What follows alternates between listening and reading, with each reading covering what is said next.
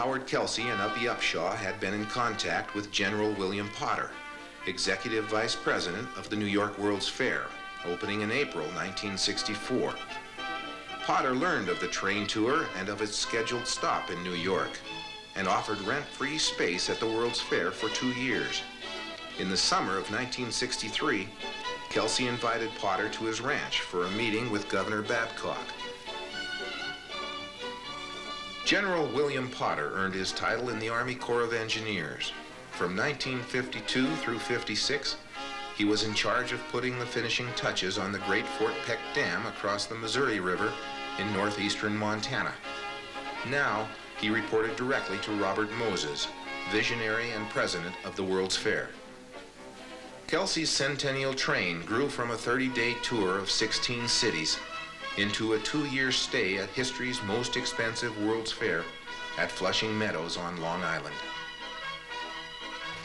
We envisioned that from car number 1 right straight through there should be a historical sequence starting with the buffalo herds, all done on in panels in color, in oils, and then the Indians, the cattle drives, the recreational aspects, the animals, the rivers, the fishing, the hunting, right back into modern-day industry. Montana artist Lyman Rice was commissioned to design and paint the 146 scenes representative of the state. Rice hired Bud Wirt, a noted animal artist, to assist. Together, they painted 14,000 square feet of plywood in 8 months.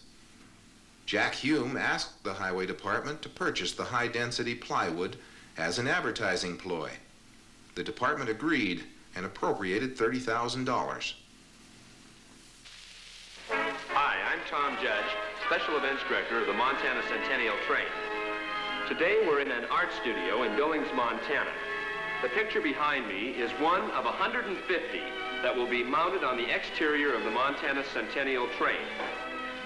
The artist responsible for these beautiful pictures is Lyman Rice of Billings, Montana. Lyman, would you tell us a little about this, please?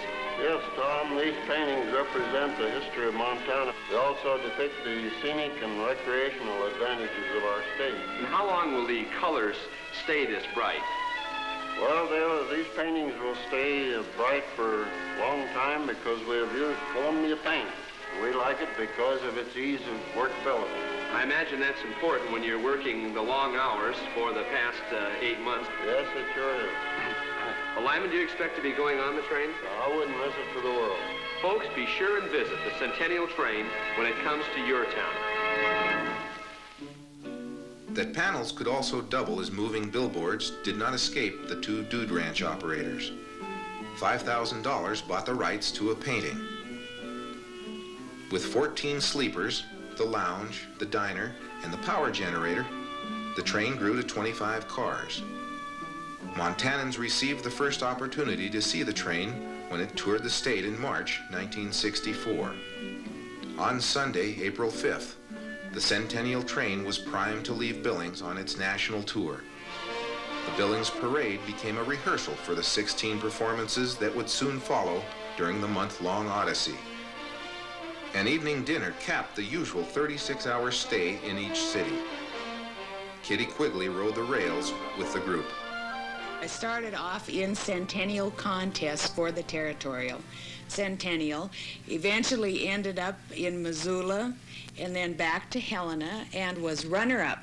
Bonnie Jo Robbins was Miss Montana Centennial, and then I was elected Miss Big Sky Country for the Centennial year. And that, of course, afforded me the opportunity to take off on the Centennial train. Tell me some of the experiences of the parades, Kitty.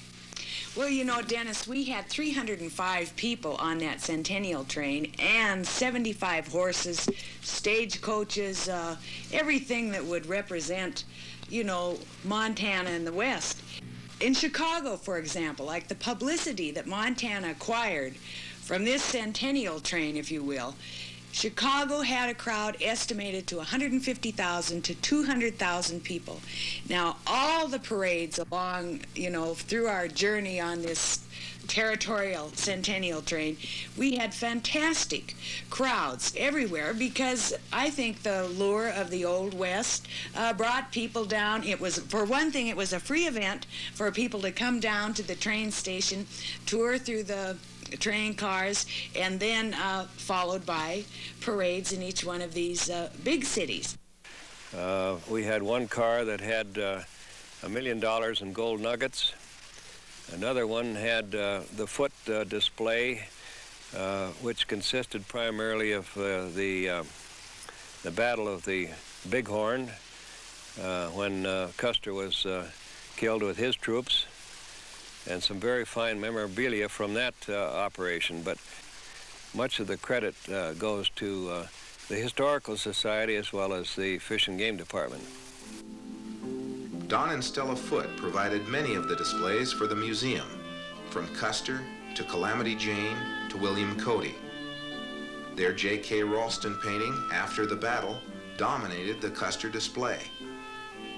The huge painting is believed to be one of the most accurate portrayals of the battle aftermath. Another car carried Montana wildlife. Kelsey soon realized how to convert stuffed animals into dollars. And I said, look, this is going to be a promotion that's going to help every facet of the travel industry in Montana, especially hunting. And you people, instead of selling 500 licenses a year, you're going to sell 5,000. And therefore, you should give us some help. And I'm suggesting $50,000, and they proved it. Howard Kelsey and Jack Hume were able to raise more than just dollars. The group on board the train grew accustomed to an evening cocktail hour. The train had no license to serve liquor in Montana, nor any other state. Eventually, this led to a situation that Montana Liquor Board Chairman Walter Morris hardly appreciated. After a Kelsey pitch, a representative of Glenmore Distillers agreed to provide free liquor while the train was in Montana. I said, would you supply some bourbon for the Centennial train? And I briefly described what we were doing. And he said, yes, how much do you want? And I said, I don't know. He said, well, you want 50 cases? And I said, that sounds like a good amount. So Morris came out with a headline in all the papers in the state saying that the train was going to be a drunken orgy. Governor Babcock called me, and he said, what do you plan to do about this, cowboy? And I said, well, you've got a lot of problems. I'll take care of this one. Because I was sure that the commission was going to stop the sale of Glenmore spirits in the state of Montana if we didn't do something. So every stop we made, we had truckloads of liquor coming in from all of these distillers, including the Canadians. Well, of course, we didn't have use for this liquor, except we decided, and this was kind of Jack's idea too, when he'd go into a hotel and we had a given banquet, which we had at each stop, he'd say, all right, we're going to have 600 people here tonight, including your governor and all of the state officials.